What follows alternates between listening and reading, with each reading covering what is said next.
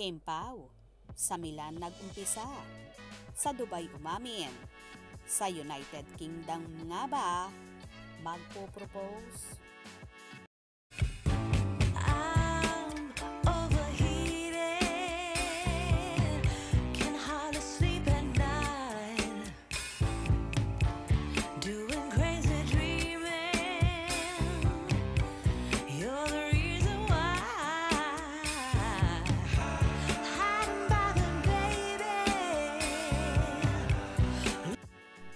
Unti-unti na ngang nagkakatotoo ang dilulo ng mga Kim Pao supporters dahil nakikita daw nila na totohanan na nga ang pag-iibigan ni Kim Chiu at Paolo Avellino. Saan naganap kasi na conference sa TFC sa Dubai kung saan iba't ibang mga katanungan ang ibinato sa Kim Pao.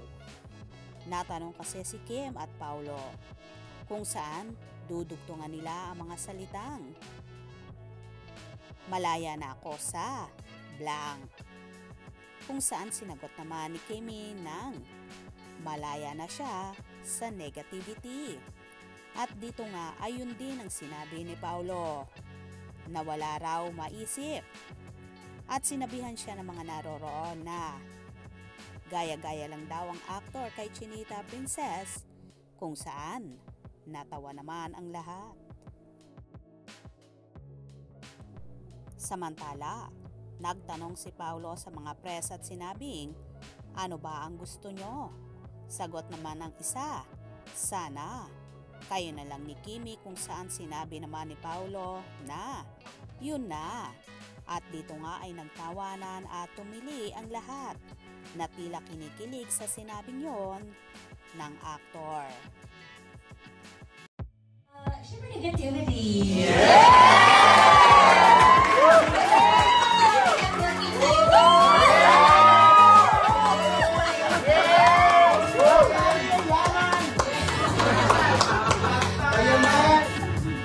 Yun po na lahat nila po. Ano ba gusto niyo sabihin?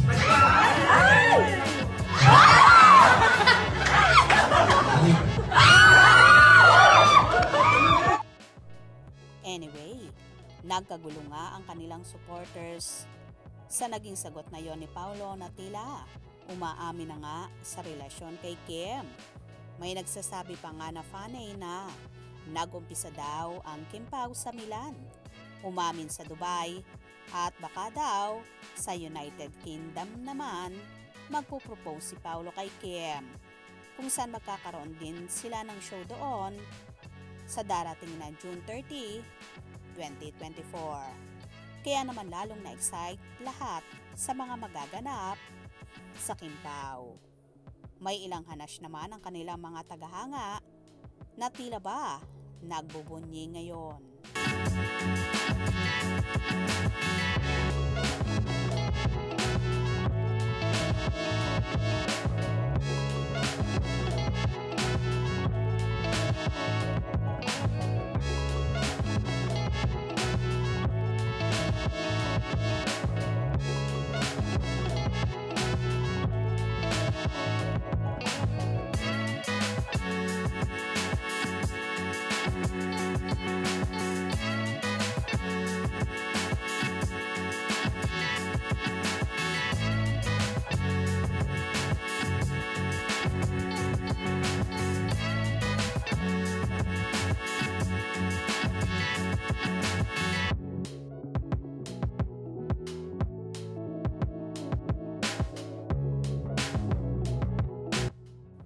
Oha, bonggang-bongga at hindi na talaga nag-deny si Paolo at tila umamin na nga sa relasyon kay Kim Chiu.